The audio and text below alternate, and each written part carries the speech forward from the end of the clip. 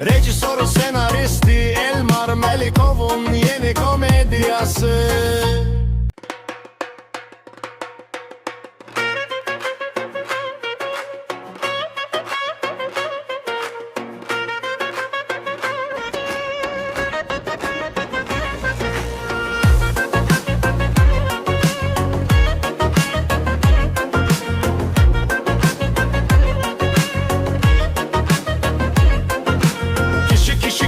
Kişi sohbeti, kişi sohbeti, kişi sohbeti, kişi sohbeti.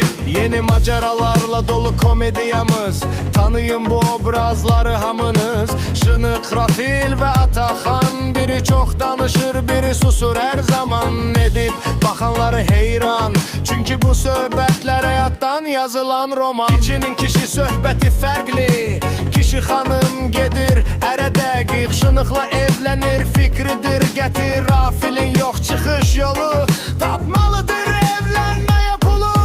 Kişi söhbəti, kişi söhbəti, o kişi başqa. Kişi söhbəti, kişi söhbəti.